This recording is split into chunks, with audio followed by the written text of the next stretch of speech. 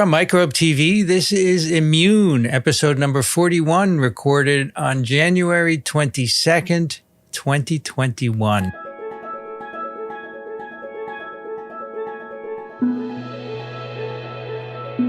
I'm Vincent Racaniello, and you're listening to the podcast about the body's defenders against disease.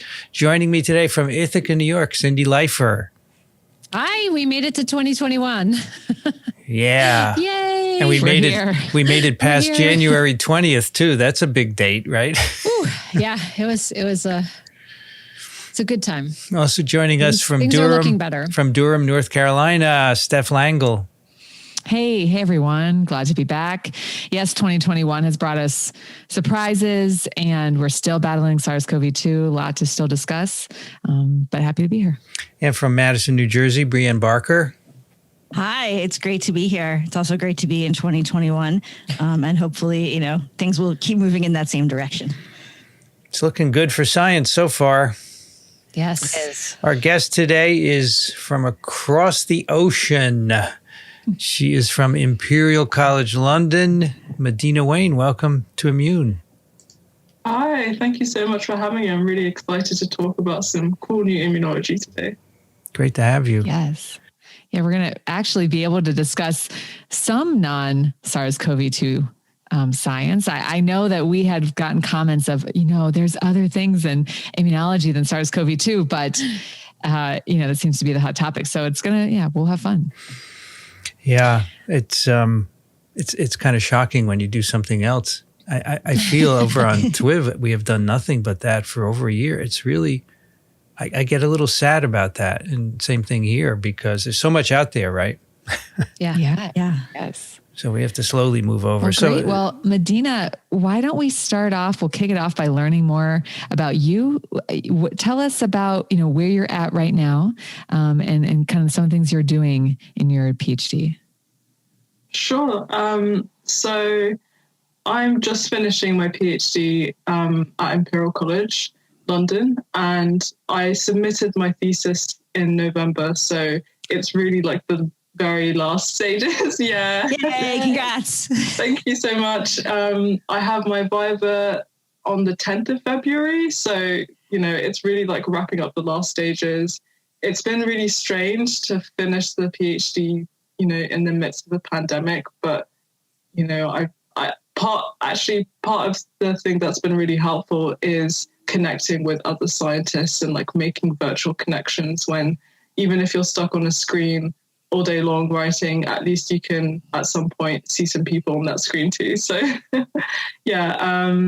so the very kind of final stages and kind of looking at my next steps, hopefully got something in the pipeline, but it's not fully confirmed yet. So I'm not going to share too many details. You don't want to have breaking news on Immune. Yeah. Well, I'm just waiting until it's all confirmed and then I'll, tell the whole world about it. So I'm curious, how did the pandemic affect the ability of you to complete your PhD? Because I think we probably have a lot of people listening who are sort of stuck in that same situation where their science is impacted by this.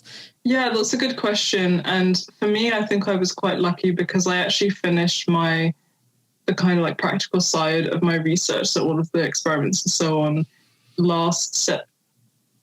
September 2019, actually. Like time is so weird now that it feels like it was just a few months ago, but it's been, over a year now.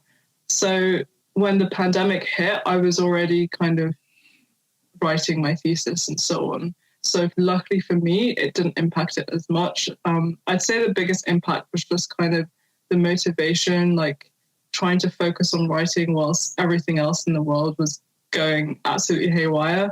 But like I said, luckily I've had kind of support networks in different areas. So that really helped just to kind of push me over the finishing line. Were you able to go attend meetings? Because one of the big things we do towards the end of PhDs is really start to build that network, and that helps you get postdocs and so forth. Was that challenging for you? Yeah, so I didn't attend a ton of meetings. I'd done so kind of actually fairly regularly throughout my PhD, which was nice. So I've been able to go to like conferences and workshops throughout my PhD. So I don't feel like I missed out hugely. But I know for a lot of students, like that aspect is something that is really, really having a big impact.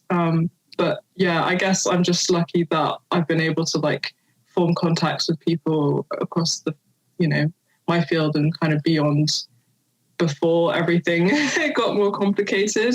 But I think it's also amazing that scientists are adapting to, virtual meetings that can be more accessible in certain ways. So I don't think it's kind of like the end of, all scientific networking. I think it's just adapting to kind of a different style. So Madina, what drew you to science and what got you into the PhD in immunology? Sort of what was your path to that point? Yeah, sure. So I guess I have I'd say kind of a boring path into my PhD. I've enjoyed science since I was pretty young. Both my parents are from science backgrounds, so naturally nice. I got quite exposed when I was younger, and like my school was pretty good at my secondary school or high school had some pretty good kind of like science resources and science teaching. So I've always been interested in science, and particularly in like biology. I think the science of kind of living things has always fascinated me. So I did biochemistry for my undergraduate degree. Again, at Imperial. I've been at Imperial for a long time now. But yeah, I did biochemistry and kind of still continued that passion for infectious disease and kind of immunology. I specialized in that for my master's. And obviously now with my PhD, it's focused on immunology. So it's been a pretty linear trajectory. But yeah, I guess my passion for immunology has kind of never wavered over the last few years. So it's been nice to follow that into the PhD. Where did you grow up? So I was born in France, but I moved to the UK when I was pretty young. So pretty much most of my schooling has been in the UK. But it's been nice to like have, I've got family like all over the world. So I always have that as like ties to different parts of the world. For sure. I think that there's something to be said though about, staying in an institution. So you mentioned your undergraduate and then to your PhD. I remember listening to This Week in Virology and Kizzmekia Corbett, who is working on the mRNA Moderna vaccines at NIH. And she mentioned, having done internships at the same place multiple summers. And there's really something to be said about building that breadth of experience. And you're going to find ways to challenge yourself even within the same institution. So it's nice to know, you can have that experience and be successful, but still find ways to kind of, widen your experiences. Yeah, absolutely. Yeah, so Madina, you were involved in organizing Black in Immuno, right? And that was a while ago. Maybe you could give us some of your thoughts on how that went. Yeah, I'd love to. So I guess a few months ago now, you had the other co-founders of Black in Immuno on the podcast, which I really love to listen to as well. I learned a lot about the people that I've been working with for a while, so that was really great. But so Black in Immuno, just maybe for those listening to the podcast who don't know, is we're an organization kind of recently set up over the summer. And basically we wanted to start an initiative that was working to highlight and showcase Black immunologists, because as with a lot of scientific fields, there's really a lack of diversity and a kind of lack of maybe awareness of some of the issues that Black scientists face, like the barriers that they face in progressing in their careers. So for us, being able to do something in our research community, in our field, was really important. And we ran kind of some virtual events and an online kind of social media campaign at the end of November, which went really well. It was on for about a week. And we had we had people kind of tuning in from across the world at different stages of their career in different kind of subfields of immunology. So that was really great. And we actually have the talks that we hosted have been recorded. They're up on YouTube. So if anybody wants to check them out, I definitely recommend. I was just so inspired listening to all of these talkers, and their enthusiasm for their work really shows. So it's definitely something I think is worth watching. We can link to that within our show notes. We can provide that link. Great. Yeah, cool. So that was back in Immuno Week, but we're now kind of building on the organization, and we're setting up the organization as, like a fully recognized nonprofit. And I can talk a bit about some of the work that we're planning, the next steps as well. Yeah, that'd be great. I mean, you're welcome to chat about that now if you want, or we could wait till towards the end, whatever you'd like. I can mention it now. So like I mentioned, we're building this nonprofit, and as a result, because we really want to make this initiative sustainable and long lasting, we don't want it to be like something that just trickles away within a year, which I think is actually unfortunately quite common with a lot of advocacy work, because you're relying, especially when you rely on people who, we all have, jobs or trainees. Trainees. Yeah, exactly. Like everyone is doing this, on top of everything else that's going on in their lives. So in building a nonprofit and trying to expand our team and building like solid foundations, we're hoping to set something that can continue for a long time. But one of the projects that we're working on next is like an immuno hub.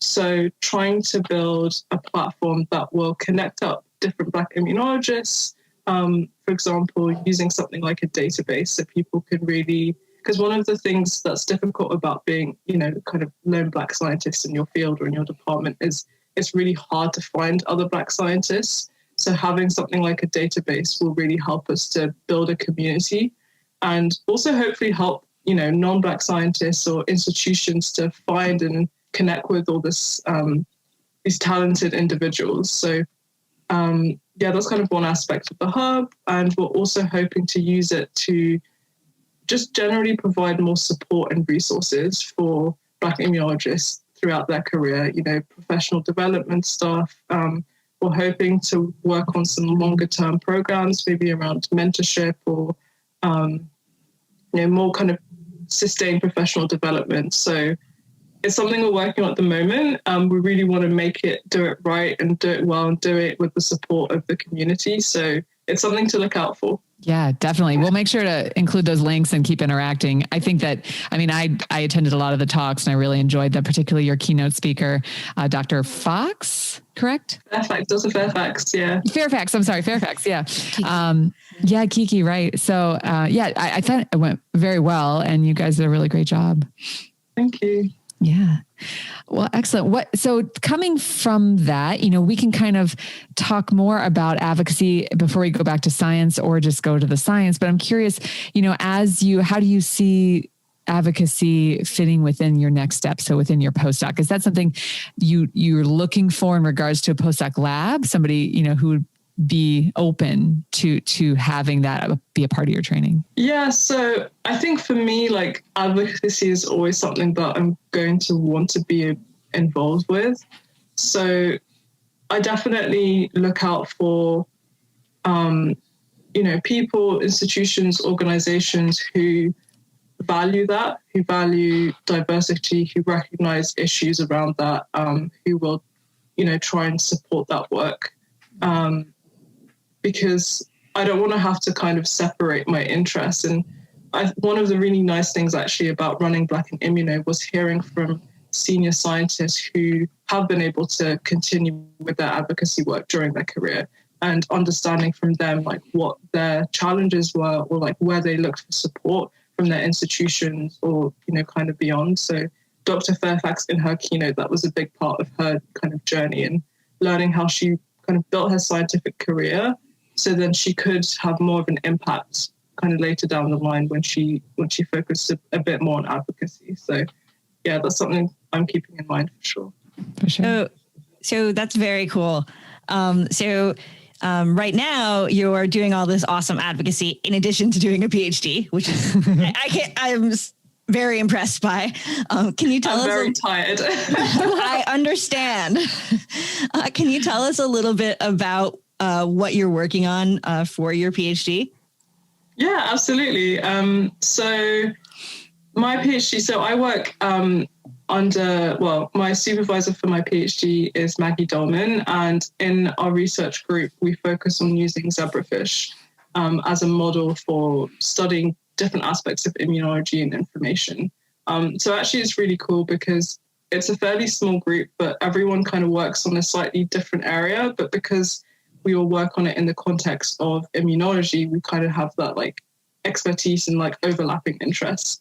And my research specifically has been focused on respiratory disease. So I know we said that we weren't going to talk about SARS-CoV-2 research only, but like, and I don't work obviously on COVID because it's too new, but, my research is still related to respiratory viral infections. So when I was reading about you and what you do, I thought, wow, I mean, this is a perfect kind of combination of what's been going on with the pandemic and using different models to study immunology of respiratory infections. Very cool. So which respiratory infections have you focused on? Yeah.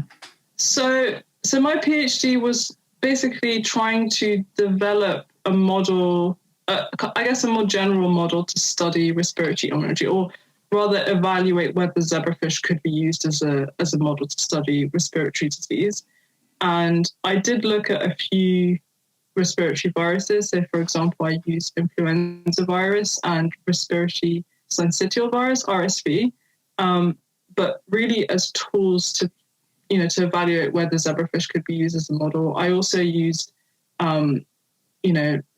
synthetic compounds, so things like TLR agonists as well, just to kind of probe the immune response. So actually, I'm really excited about discussing the paper today because it is kind of that extension of developing the model, and it's great preparation for my Viva as well. So definitely taking notes. Yeah. Yeah, actually, your committee contacted us. That's what this is. You're having your Viva right now.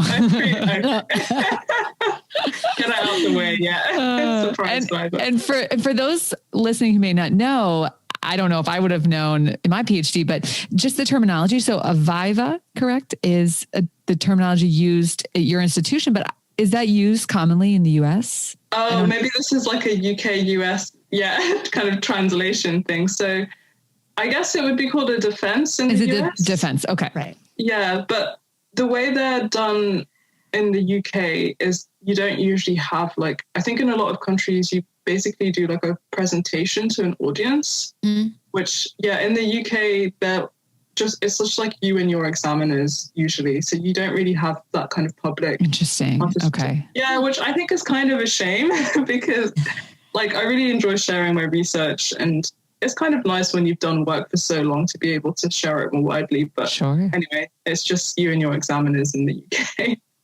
Yeah. Great. Well, just to clarify, because I know terminology, like you mentioned, can be different. So speaking about zebrafish as a model, kind of give our audience, what is a model organism? What is it used for? And for somebody who would ask, why, zebrafish for translational human immunology, how does that work?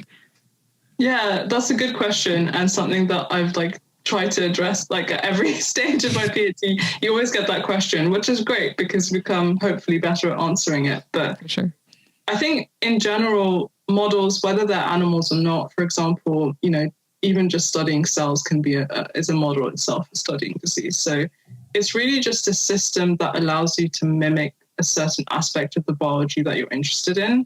And basically no model is going to perfectly do that. So if you're looking in animals, for example, they're always going to have differences to humans. Even if you're looking at human cells in a dish, they're not going to have the same kind of structure, obviously, and properties as a full, a full person. So really it's about when you're trying to evaluate a model and judge whether it can be useful for the research question you're interested in, you're trying to understand what the properties of that model is, whether it mimics some aspects of the biology that you're interested in, and also what kind of tools there are to be able to study your model and answer your research question. So for zebrafish, there must be some particular benefits or unique aspects that you can use it for that you can't do, for example, with a mouse. Can you explain what some of those are? Yeah, absolutely. So I think maybe the most obvious aspect is zebrafish are a lot, well, maybe for people who know zebrafish, but they're a lot smaller than some of the larger animals or mammals that are used in biological research. So they're probably about 3 or 4 centimeters long at adulthood. So they're small, they're cheap, they're really easy to keep. You can buy zebrafish just as like a pet fish. So they're very, I guess, accessible in that sense. And because of that, you can use them in kind of larger quantities or for like more higher throughput work. So that's, I guess, more of the kind of practical economic aspect of it. But in terms of their biology, they're also really useful for investigating what's happening directly inside a living animal. So because they're very small, especially in early stages of development, a lot of people have used them with microscopy techniques to image processes happening live inside the fish, which is a lot harder with larger animals like mice, for example. So it really provides kind of a new window to be able to investigate live physiological processes. Very cool. And speaking of those processes, I think I saw on your Twitter bio that you more align as a mucosal immunologist, particularly pointing to the gills of the fish as like this model for mucosal immunology. So can you talk a little bit about some of the things you've maybe found in your research about gills, mucosal immunology, and how it relates to translation? Yeah, of course. So the gills, for those who don't know, are the respiratory tissue of fish. So they don't have lungs, or most fish don't have lungs, but they instead have gills, which perform the kind of gas exchange function in water. And one of the cool things that I've been investigating is, because obviously I'm interested in respiratory viral infection, I'm interested in the immune system, is what kind of immune properties do the gills have? You know, what kind of immune cells do they have? Are they capable of responding to different challenges? So I've been able to look at a variety of different immune cells, and what you find is that the gills are absolutely full of immune cells, mostly lymphocytes, but a whole range of immune cell types, myeloid cell types, lymphoid cell types, and so on. I think that's maybe unsurprising because, like the lungs, the gills are exposed to the external environment. So like all mucosal tissues, they're exposed to the external environment. They have to interact with kind of foreign materials and pathogens and respond in a way that protects the host, but obviously doesn't damage the tissue itself. So one of the things that I investigated in my PhD was whether there was a presence of lymphoid tissue in the gills, because we know that lymphoid tissue is really important for mucosal immunity. So I was able to kind of identify and probe some of the properties of this huge accumulation of lymphocytes in the gills, which no one really understands what its function is. Because, for example, fish don't have lymph nodes as far as we know, and they do have... Yeah, they have kind of diffuse mucosal associated lymphoid tissue, but they don't have these kind of structured lymph node structures. So I think it's an interesting area to understand almost the evolution of lymphoid tissue, you know, how very early vertebrates, from early vertebrates to, you know, humans, what the process of evolution has been in structures that are supposed to protect us from infection. That is fascinating. And in fact, after this, I am giving a lecture to my immunology class, and one of the things we're going to be talking about are organs of the immune system. And so now you've given me some excellent facts to tell them about fish not having lymph nodes. Birds don't have them either. Awesome. I knew more about birds, but less so about fish. But just a general question about zebrafish as a model. I've always sort of been slightly intimidated when thinking about different types of model systems about the availability of things like antibodies or other resources.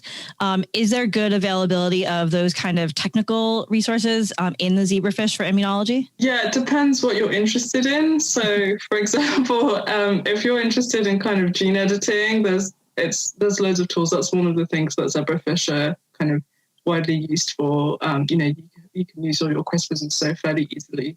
In terms of antibodies, that's one of the big limitations for zebrafish. I know in mammalian immunology, you can, look at all these like huge panels of markers to investigate like really specific immune cell populations and functions.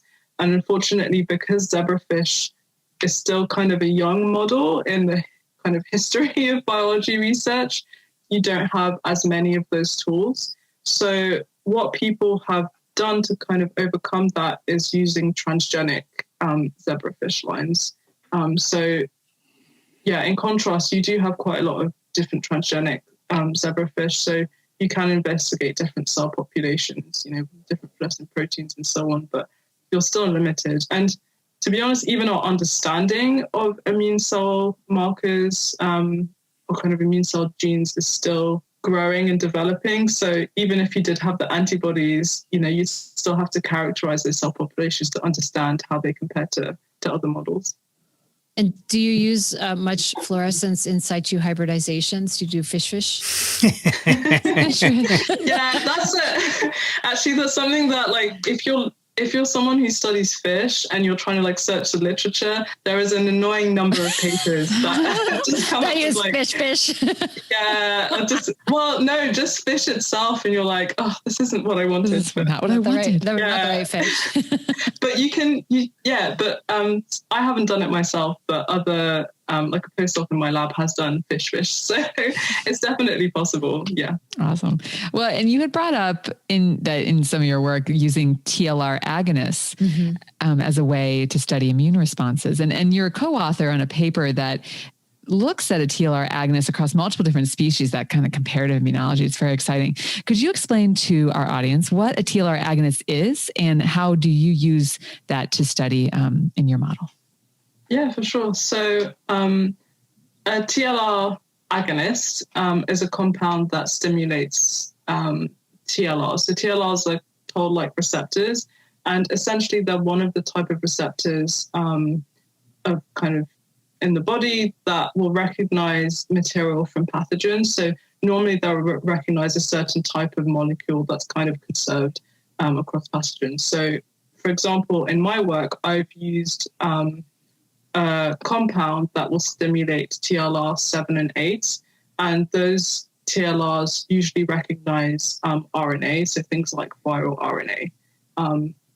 So in terms of my zebrafish research, when I was doing my master's, I started working on a project where we're using this TLR 7 or TLR 8 agonist to stimulate or to investigate a response in zebrafish gills, but also compare that to responses in mice and in humans. And really it was to kind of, again, to evaluate models and to kind of try and expand the toolkit that respiratory research can use.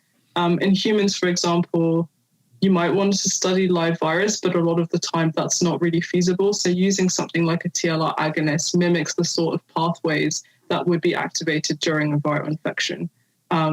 So we were able to collaborate with researchers who work on mice and humans, again at Imperial, and compare the responses across the species. And it was pretty interesting to see that all three species responded very similarly in terms of the genes that they expressed and the time of their response to this agonist compound.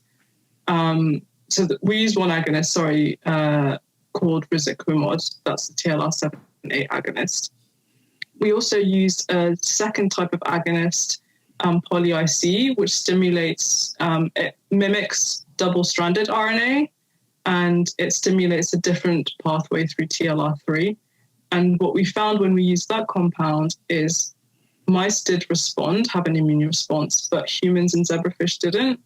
So for us, it was using those two compounds, we were seeing some conservation of the immune response, but also some differences that indicated actually it's not enough, for example, to just use mice when you're wanting to look at animal models for respiratory disease. You probably need to expand the models that you're using so we can have a more complete picture of the kind of fundamental processes that are happening. Absolutely.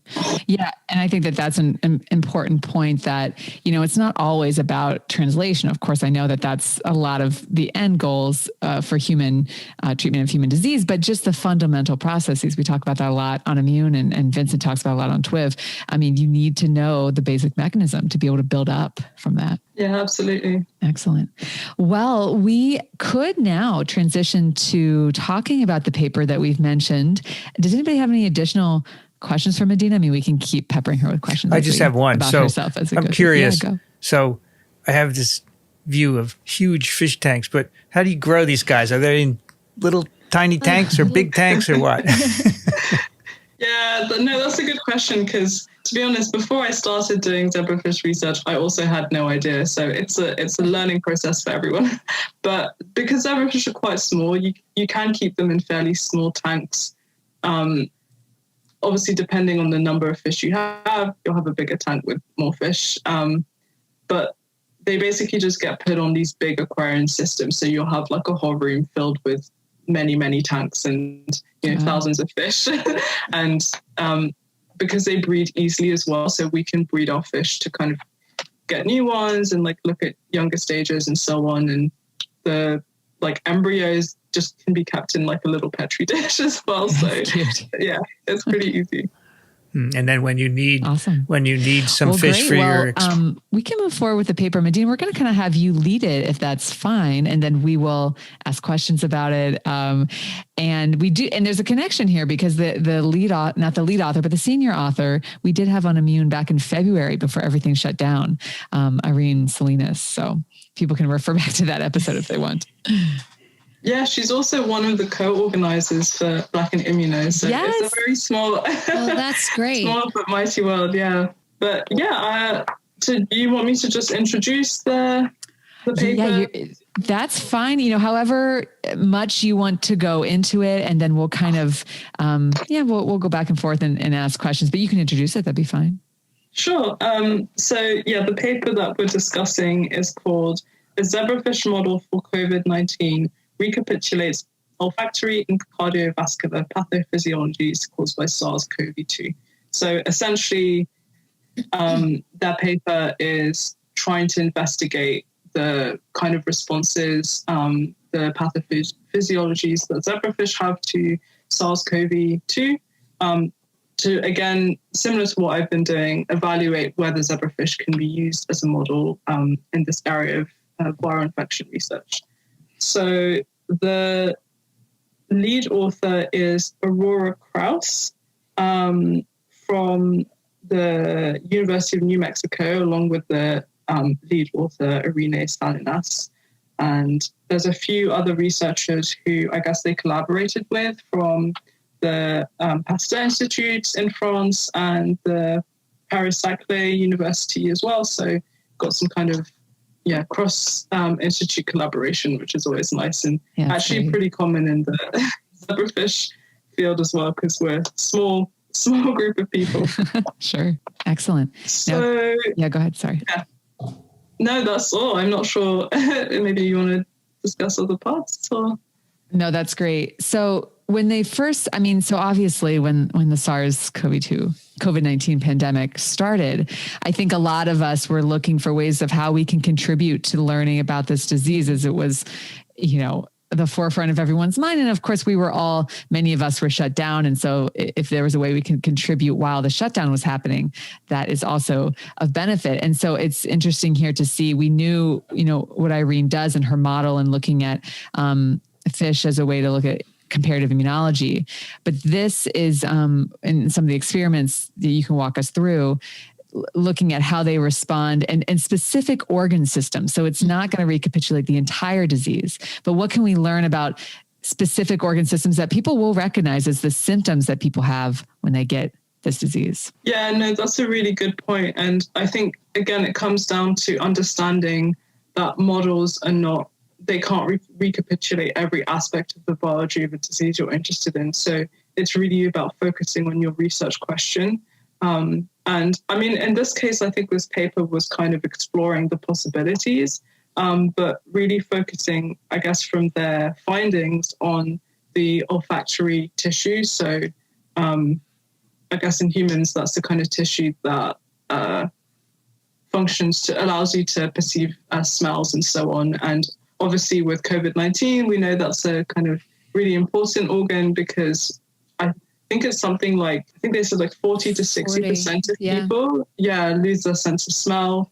It was really interesting at the start of the pandemic how that wasn't, that just wasn't discussed at all. And seeing how that symptom has now become a really kind of a trademark of the infection has been really interesting to see that this kind of science learn and evolve. But so that's one aspect that they focused on. And also with COVID-19, we know that there are kind of issues around cardiopathologies as well.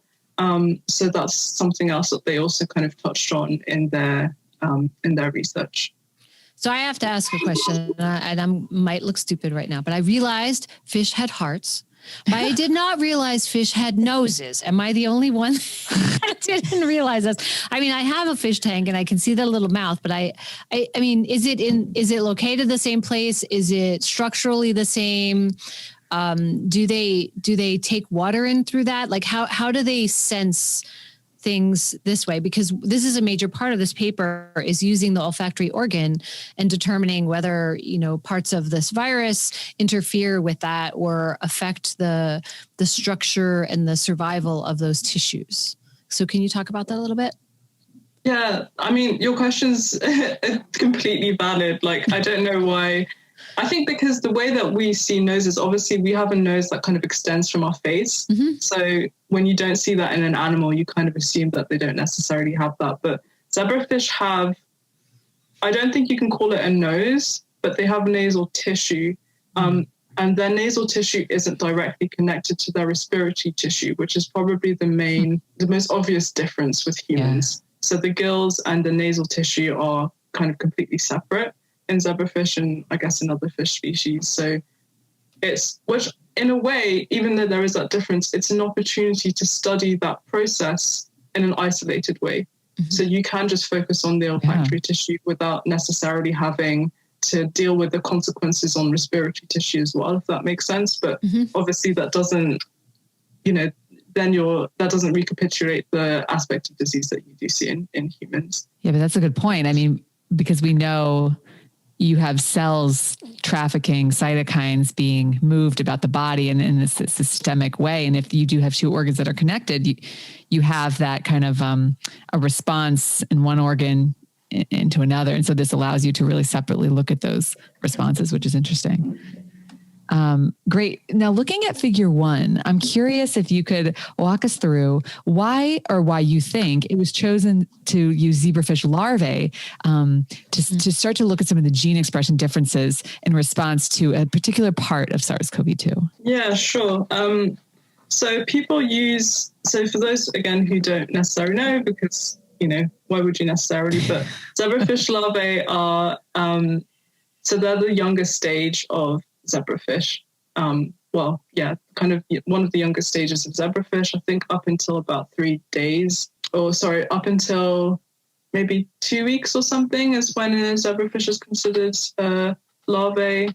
So it's kind of the early stage of development. They're extremely small at that stage. They start off being like a few kind of millimeters once they've hatched out of their egg.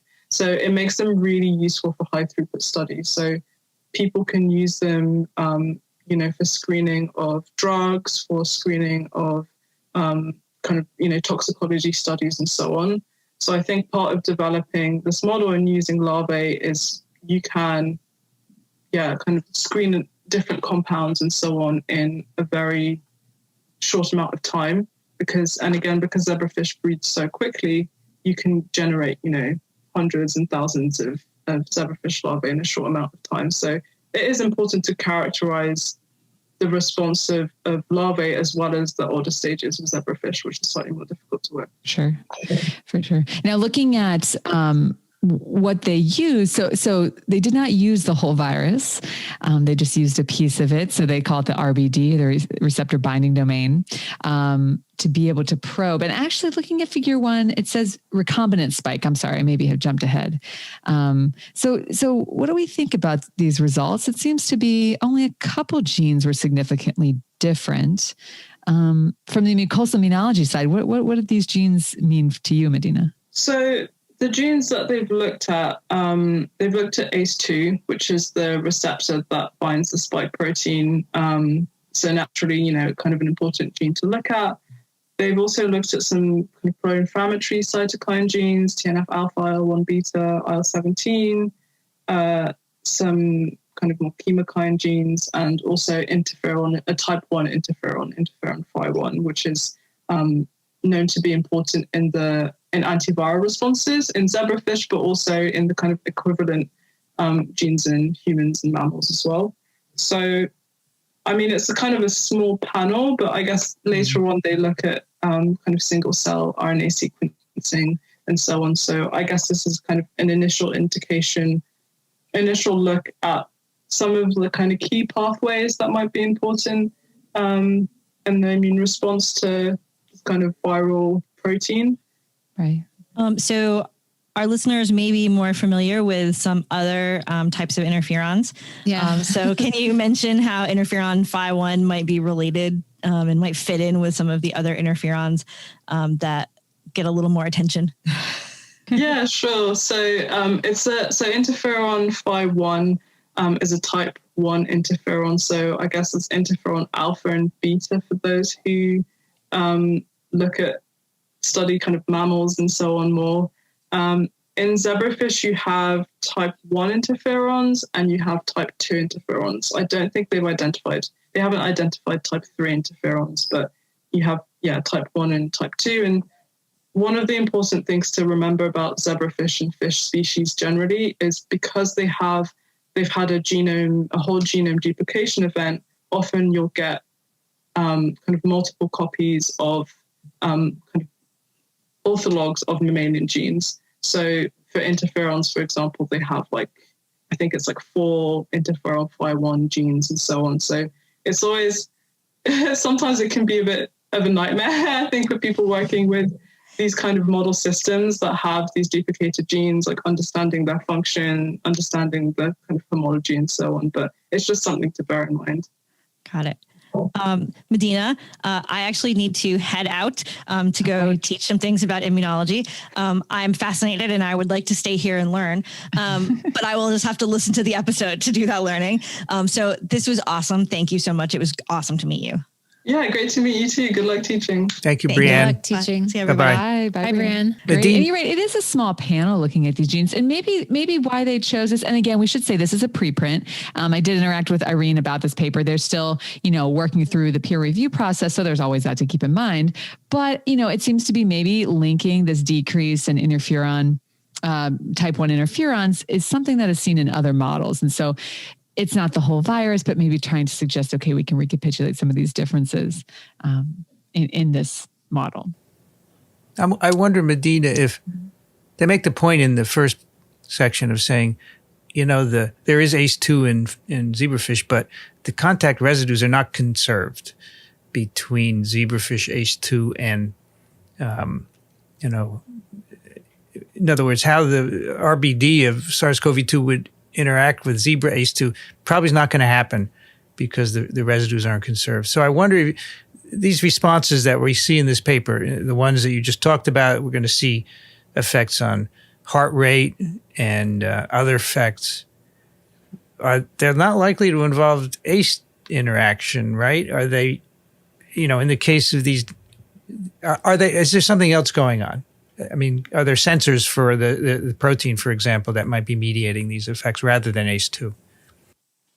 Yeah, that's a good question. And it is interesting that they say in that kind of initial analysis that they don't think ACE2 would bind to the zebrafish ACE2 would bind to particularly because they don't use the full spike protein. They only use the kind of binding site. of ACE2, of the spike protein. So I guess they don't specify exactly kind of what the sequencer for that is, but it's an even shorter form of the protein. So in a way, there's kind of even less opportunity for it to interact with zebrafish cells. I guess they do mention that you have the other receptor, or TMPR. Empress TMPRSS. Yeah, that's the one. I'm not sure I don't think they did bioinformatics analysis on it specifically, but there's always a chance that, the protein is interacting with other receptors in zebrafish. I mean, the one thing I noticed is that there's no control of another protein. Just throw some other protein in and see what happens, That's right? That's right. Yeah, I would love to see that as well. I think for the most part they use PBS, so it's a bit, and because as far as I could tell, there wasn't information on kind of how the recombinant protein was produced as well. So it's always hard to know which aspect of your reagent is causing these effects, and what else might be in your kind of in your material. And so that was what I was going to ask, sort of related to that, is you've done some analysis with viruses and the mucosal response in zebrafish. Were there things that you saw that were similar and some surprises to you in what was up or down regulated in their analysis? Yeah, actually. So maybe not with figure 1, but later in the paper, they look at the response to whole virus in larvae. Mm-hmm. And they do find kind of increases and differential regulation of type 1 interferons and some more inflammatory, kind of a greater response than you see with just the recombinant spike protein. So for me, that looks kind of similar to the response that you see when you use the TLR7 and 8 agonist that I mentioned previously, where you do have a kind of type 1 immune response signature. You have the interferon response, you have pro-inflammatory cytokine response. And we know that also from like other viral studies in zebrafish, and that have used other types of viruses. So it's not entirely surprising that they are getting these kind of responses. Obviously, with the spike protein, it's a bit different, but, as Vincent said, we don't really know what it might be interacting with. Whereas with the whole virus, you at least have the genetic material, for example, that we know zebrafish can respond to nucleic acids. Right. So I guess if we're looking at this paper as a live view of them developing a model that could recapitulate aspects of the disease, we could maybe say that, having the fish, not the larvae, and giving it the whole virus is going to be maybe a better way to study some of these responses based on what they're seeing here. It's a more broad response and maybe more physiologically relevant. Yeah, it would be nice to see. I guess maybe that's something that they're going to do next, look at the response in kind of adult fish, because, they could see what the virus does in the olfactory tissue of adult fish rather than just protein. Right. Well, maybe, but so I have a lot of questions about using the live virus, because it's neat to have fish in BSL-3. But going back to the larva study, so in figure 1, can you talk about some of these, so the average intensity, is that the heartbeat graph? Mm-hmm. Average intensity, yes. Could you talk about what they looked at here and why this may matter for this disease in the context of the model?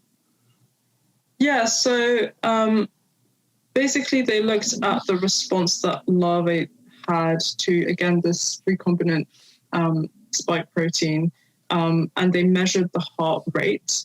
And how that affected the zebrafish larvae. I think it was within fairly short timescales. Okay. Mm-hmm. Maybe like 3 hours after administration of the compound. And also just to highlight that this was, I think, continuous exposure to the protein rather than a kind of one-off exposure that they then take away. But again, this goes back to the cardiopathologies that you see in humans infected with COVID-19. So I think obviously there's a lot of research trying to understand why that's the case. That's not something that you see with all respiratory viral infections. So for COVID, I think that's a really kind of key aspect.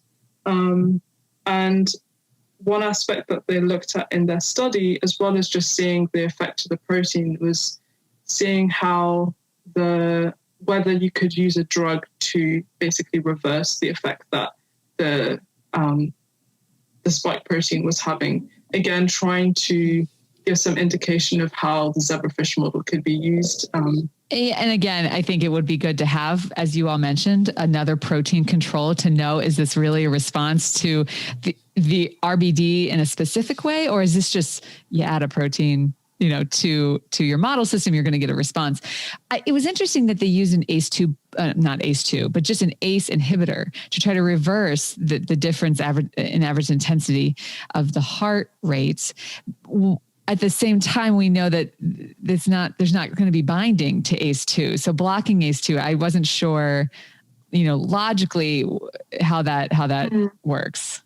Didn't know if you had thoughts. Yeah. Yeah, it's interesting. And also, I guess I think one of the things, so I'm not super familiar with kind of physiology. So this is still something that I'm kind of learning myself, but sure. I know they mentioned, for example, you have ACE2, which does bind spike protein in humans, but you also have ACE, which regulates kind of blood flow and is thought to have an impact on maybe some of the pathologies. So, and I don't really understand how COVID-19 as a virus affects ACE.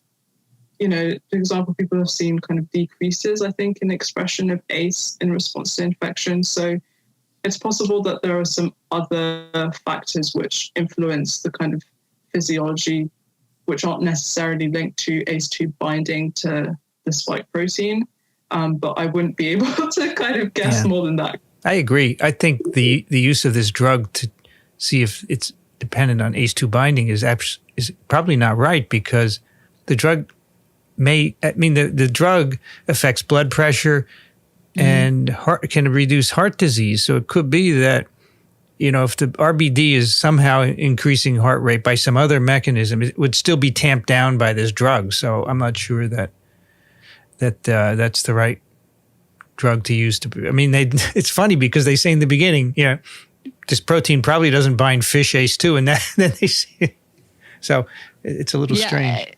It is, but it kind of does go back to what I was hearing clinically when, they asked, well, should people stop taking ACE inhibitors? Mm-hmm. Yeah. That was a big question. But again, there's multiple. And the answer was no, right? Right, exactly, because it's a different mechanism. There are different ACE receptors, and like Madina mentioned, it probably is impacting physiology in a different way than just direct binding. Yeah. But the other issue here is that in humans, there are heart issues associated with COVID-19, as you mentioned, and there is a paper which we did on TWIB which indicates that the whole spike protein can affect heart myotubes, and it's the fusogenic activity of it that does that, right? And so but RBD has no fusogenic activity, so I'm not sure what's going on. I really think they need to throw another protein in, maybe maybe you throw BSA in and it makes the heart beat faster. I just don't know, right? Well, maybe Irene can write us back and see if those are the follow-up experiments that she's doing. Well, remember, this is a preprint, right? So they may be asked to do these experiments. So for sure, but it does, these preprints. I mean, there's been a lot said about preprints, especially in the COVID era, but at least for our podcast, it's kind of nice because you can walk through and find opportunities to say, you can do this study paper, but this should be done. This needs to be improved upon. It's kind of a working way to learn about scientific processes. It's really good. I agree for a podcast, but the problem is the press grabs these and they make conclusions which are not quite right all the time, right? Yes. That is for sure. We've seen that quite a bit in the past year. Well, then I guess moving on to figure 2, and this might be something, Madina, do you get to measure lamina propria width and cilia length in some of your studies, because it does involve respiratory function? So I haven't done any histology myself, but that's something that other people in the lab have done a lot of work on. So I'm not the only one who's worked on gills in the research group that I'm in. We have other people who have worked on the effect of cigarette smoke on gills, for example, and looking at the kind of inflammation and structural damage that occurs to zebrafish gills.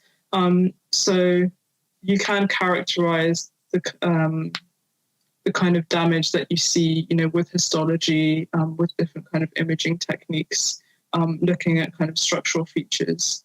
Zebrafish are used a lot in kind of regeneration research, kind of tissue repair and regeneration research, because they have an amazing ability to regenerate a lot of their tissues.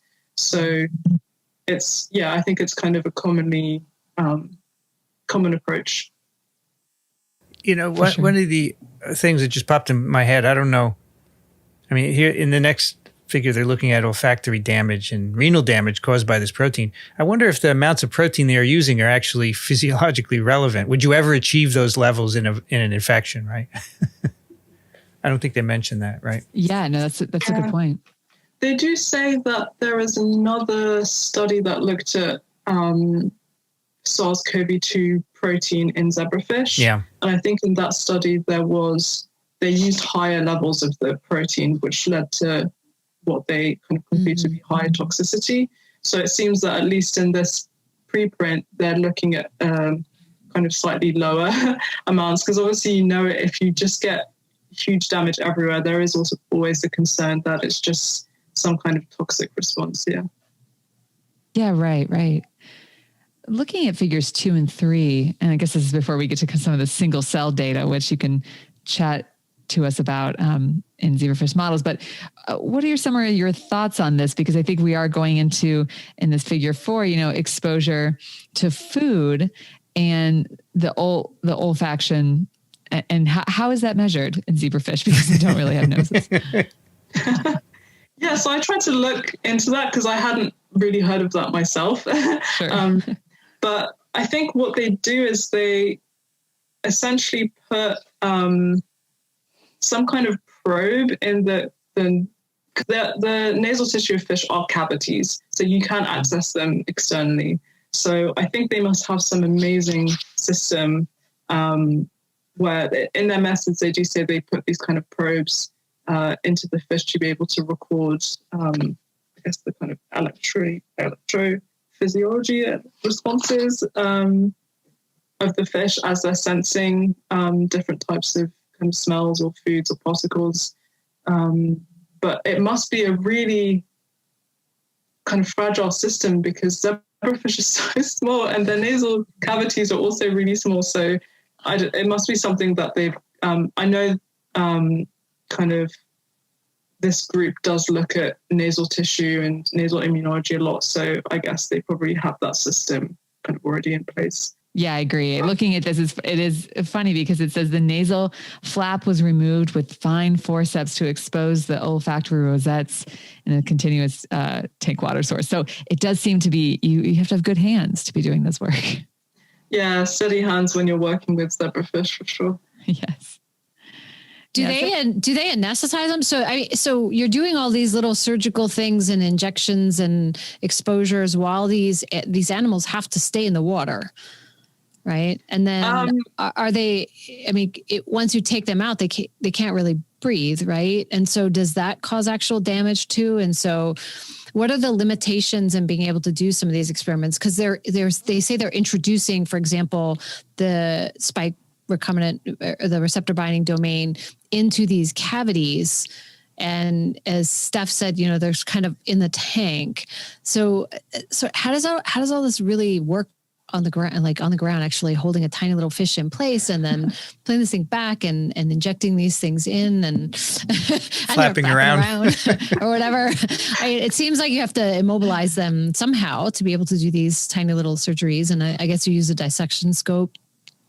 Perhaps in a petri dish or something like that. So I guess I can't comment exactly on the procedures. They have described some of their methods, but it's a bit hard to sometimes understand unless you kind of see it visually. Yeah. But I know in my research, so one technique that I've used a lot is applying compounds directly to the gills themselves, rather than, for example, putting it in the water. And it's actually not too difficult. You can anesthetize fish fairly easily. and they're able to stay out of water for some time. So, I would, for example, anesthetize a fish, take it out of the water, and be able to kind of pipette some of my kind of liquid sample onto the gills, and they can stay out for, probably on average, I've kept them out for like 8 minutes or so outside of water.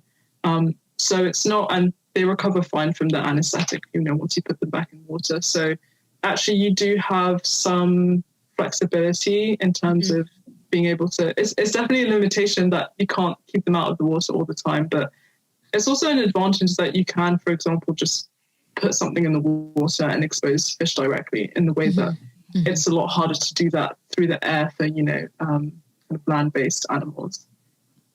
Yeah, I always thought that was very cool that you could do mucosal immunization of fish by adding something to the water. That's a big thing in aquaculture, where they want to be able to do that for immunization of fish against diseases that affect aquaculture. Right. And I remember, Vincent, bringing up that there are vaccines where you do have to individually vaccinate fish. Yeah. That there are technicians, right, who will do this. Oh, yeah. There are viruses of fish for which we immunize. They have to pick each fish out of the water and give it a shot and throw it back in. Yeah, there are people doing that. Well, they probably have machines, because they do this for little chicks too. No, there's no machines. There's people no machines? that, for the fish, they're people. Well, we are machines, right? Wow. Yeah, because for chicks, they just pick them up and they just go doop, and they put them on this little machine that has a little thing that immunizes them, and then they toss them in another bucket and they just pick up and go, doop, toss them. So I've seen pictures of or videos of how they do that. So yeah, the picking up individual fish is really hard, because you have to get them from one tank to another tank. Yeah, so there's a push. We have people here working on that. It's a push to develop these water-based mucosal vaccine deliveries for fish.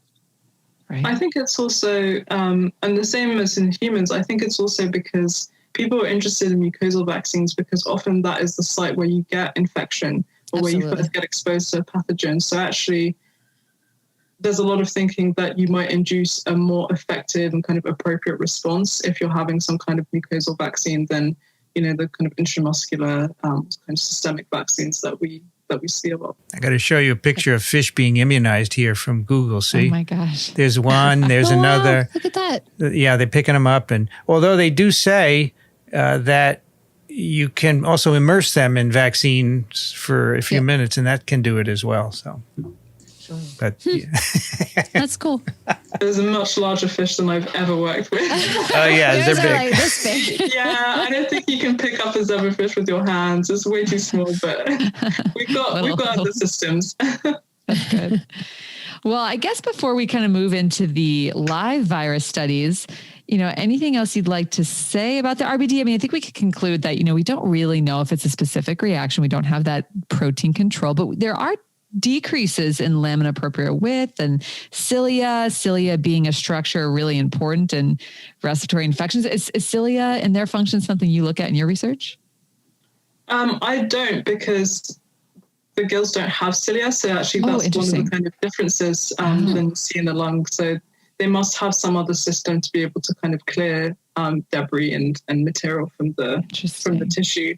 But I guess what I would say is, even though we don't quite know, what the reason is that they're seeing this kind of damage response, like I mentioned earlier, zebrafish are really great at regenerating their tissue. So actually, then they don't show this in the study, but I would be interested to see how long the damage persists and how long it takes to recover, because we know in mammals, we're really bad at repairing our tissues without like loads of scarring and fibrosis and kind of chronic inflammation. So I think that's one of the benefits of zebrafish. And if we can study some of those pathways and investigate how damage is repaired, then that might be able to give us some clues at how to treat human disease. Yeah, that's a great point. Yeah, because looking at, they went out to 5 days, looking at the damage, but if you go out further, how long does that take? And then again, with the exposure to food and smells, you see potentially similar reactions, loss of those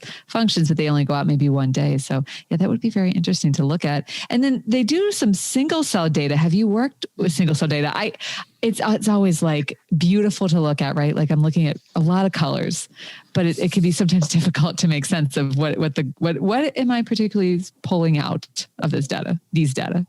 Yeah, I think I haven't done single cell RNA sequencing myself, just like, there's so many papers now that it's becoming just like a much more accessible and widely used tool, especially actually in zebrafish research, because like I was saying at the beginning, in terms of the kind of immune markers and so on in zebrafish, we don't have a super great understanding of these different markers in different specific cell populations beyond the kind of broad macrophage, T cell, etc.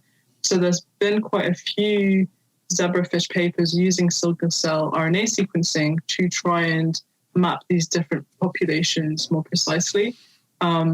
So there's a lot more coming out, but a lot of the data is quite overwhelming, and sometimes it's a bit confusing to understand, like, what are you looking for? Like, what's the research question? Because it's just a lot of information kind of thrown at you. So I think single cell RNA sequencing can be really powerful, but you really have to understand why you're using it in the first place. Otherwise, it's just a lot of data, in my opinion. Data dump. Yeah, sure. It's a great point.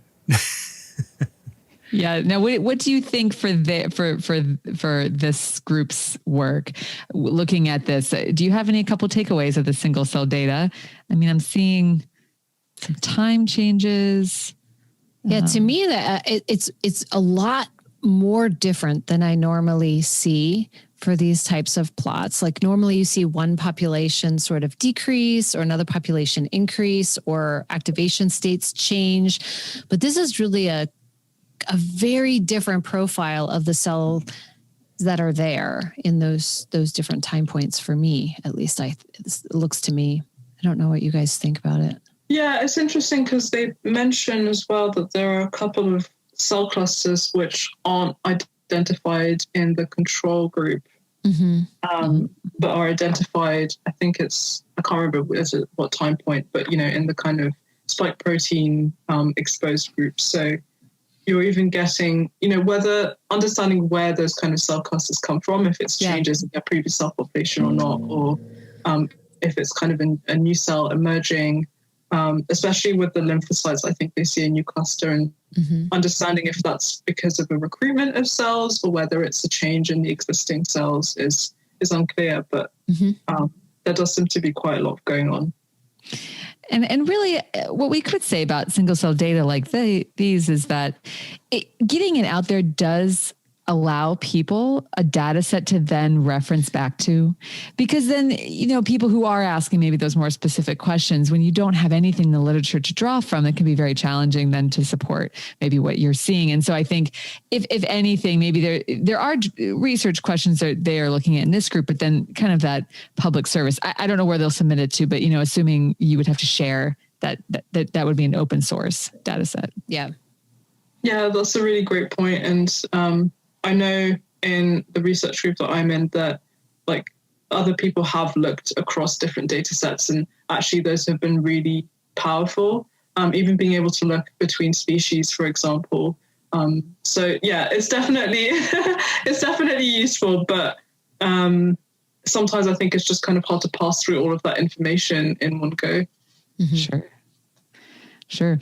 So then going on, they did take fish, they put them in BSL-3, and they introduced SARS-CoV-2 in the water, which would be the way you would give fish if you're trying to mimic, I guess, respiratory contact.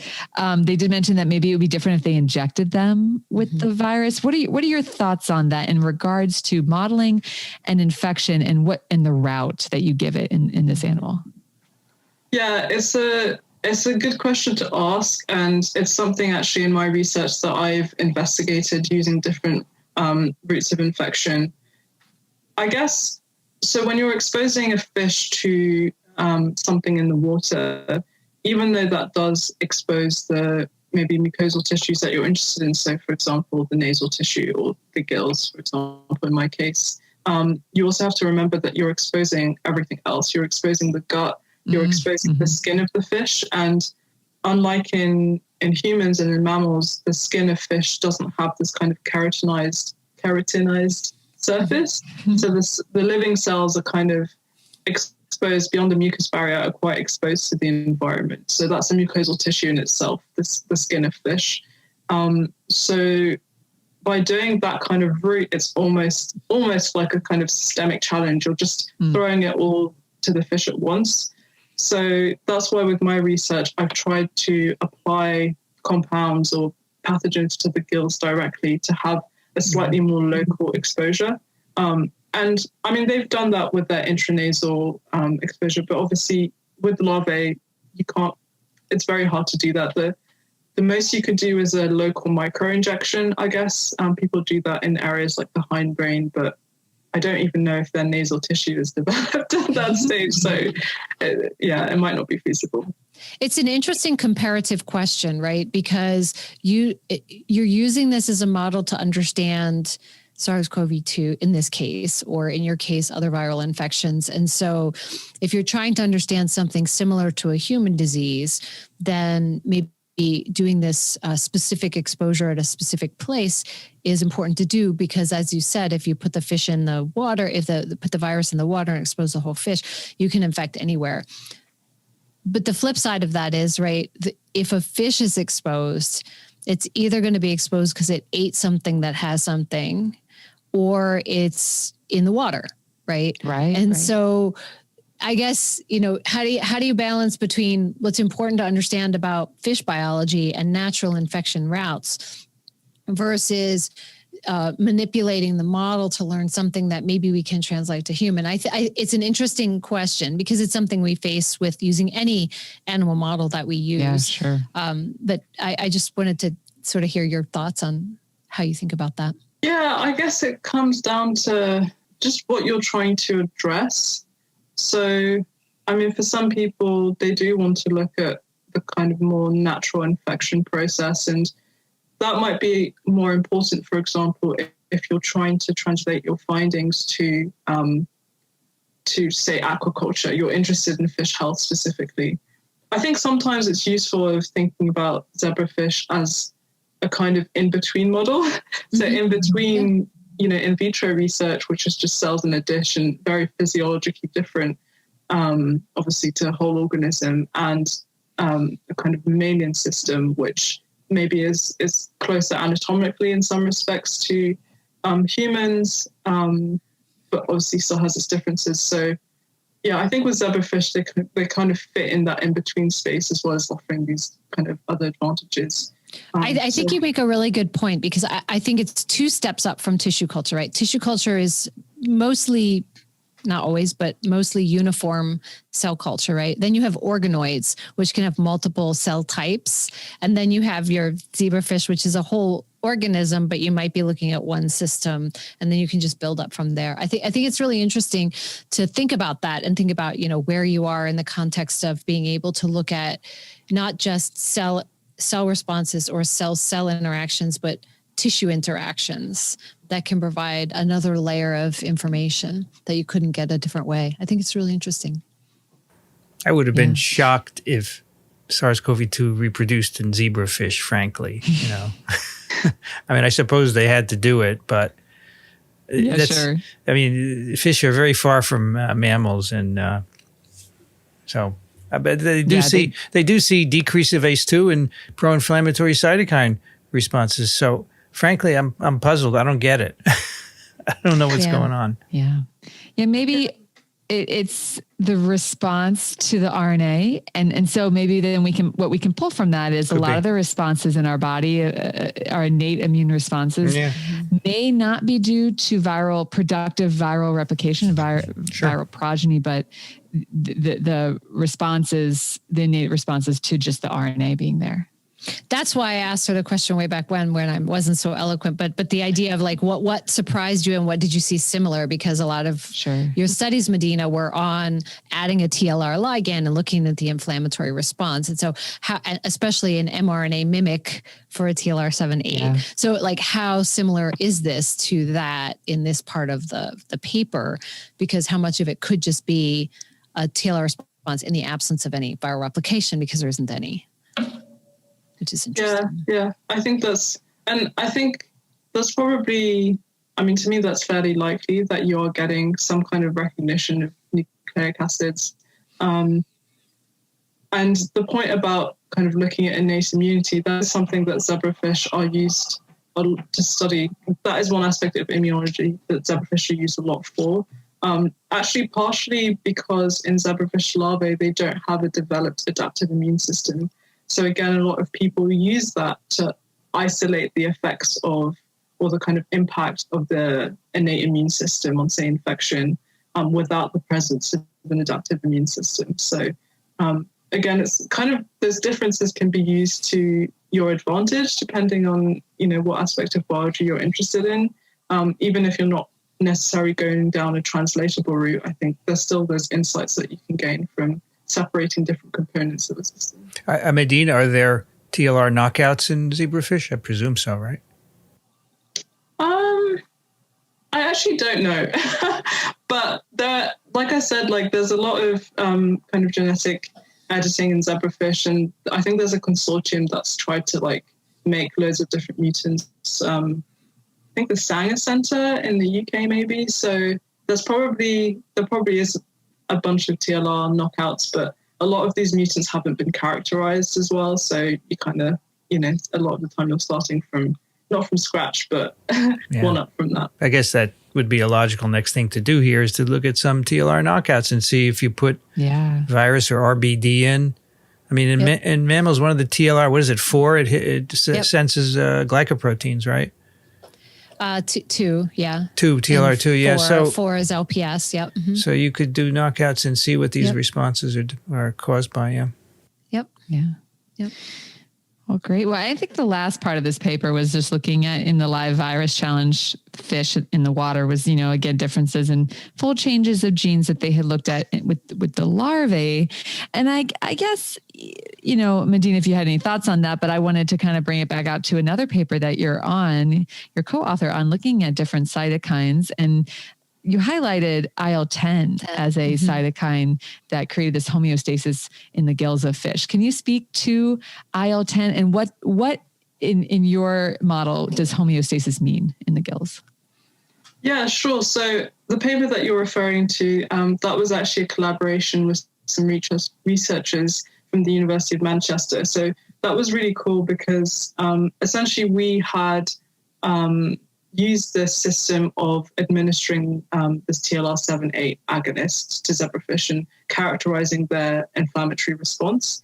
And then these researchers from the University of Manchester have had an IL-10 kind of mutant zebrafish. Actually, that was developed in a different group, but they also had some IL-4. So in zebrafish, the IL-4 kind of homologs or IL-4/13. They have 2, IL-4/13A and IL-4/13B.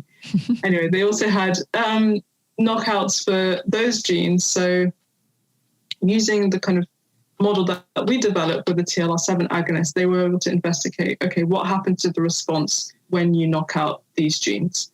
And they found, or I guess we found, that the inflammatory response kind of didn't resolve in the kind of normal timescales when you knock out these genes. So showing how important they are for the regulation homeostasis of the tissue. IL-10 specifically actually is important for just the general homeostasis without any kind of immune challenge. So without it, you do get kind of damage to the gill epithelium and kind of persistent kind of chronic inflammation that just continues without any kind of immune challenge. And that actually makes me think, is that at all due to T cells or any other autoimmune reactions without the appropriate tamponing of the immune response? Do you know, or is it just all innate? I would say so. I think when you look at zebrafish larvae, which don't have, remember, functional adaptive immune system, Okay. you still get increased inflammation at the earliest stages. So I think there might be some mechanisms affecting T cells, but a lot of it will also just be kind of innate mechanisms as well. Fair enough. I was thinking of the adult, but yeah, you were talking about in the larvae. Do they have microbiome? They do, right? And so that could be a part of it, right? So if you are messing with homeostasis, you might be messing with their ability to, hold the microbiome in check. Yeah, absolutely. Yeah. Well, great. Well, I guess, we made it to the end of the paper. I think we've learned a lot about zebrafish models and Madina's work. And I guess as we kind of wrap up, Madina, is there anything else you want to talk about or highlight about your work, about I guess your career? What are some things you see yourself doing in the future? Sure. Big question. Just the big question. What are you going to do after this? Are you going to stick to zebrafish? That's the big question. That's the question. So, I won't share too many details because I'm trying to finalize this, but my next step hopefully is going to be working on vaccine research in industry, but finalizing all of that at the moment. But I'm still passionate about immunology. I'm quite interested in being able to develop my kind of knowledge and understanding of other models in translational research. I think working on zebrafish has been a really cool way to understand the tools that immunologists use to try and study immunology. But I guess trying to broaden some of my own understanding beyond the kind of basic biology, kind of classical immunology. I guess now is a great time to go into vaccine research as well. It's always a great time to go into vaccine research, but it's nice that obviously it's the importance of that is recognized kind of more universally as well. Mm-hmm. Absolutely. Yeah, I think vaccine research has gotten a boost that's going to last maybe a long time. Well, we had the immunization and now there's the boost. And so hopefully that will have a more robust response and a longer term response. Yeah, I love it. Yeah, keep going for sure. Want to wrap up, Steph? Yes. Well, we thank you so much for coming on. It was really wonderful to learn about you and we wish you the best. You're a great speaker. You communicate science well, and we hope to just follow your work as you progress. Oh, thanks so much. I'm excited to see what else the podcast has as well. There's been some great episodes recently, so it's great for me as well. Yeah. Well, this was wonderful. Thank you. That's Immune 41. Show notes are at microbe.tv/immune. Send us your questions to immune@microbe.tv. And if you like what we do, consider supporting us. We depend on your support to do this. Microbe.tv/contribute. Our guest, Madina Wane, is at Imperial College London. Thanks, Madina. Pleasure having you. Thanks so much for having me. Love talking to you all. Cindy Leifer's at Cornell University. Cindy Leifer on Twitter. Thanks, Cindy. Thank you. Steph Langle's at Duke University. Stephanie Langle on Twitter. Thanks, Steph. Yeah, thanks. And I'm Vincent Racaniello. You can find me at virology.blog. Music on Immune is by Steve Neal. Thanks for listening to Immune, the podcast that's infectious. We'll be back next month.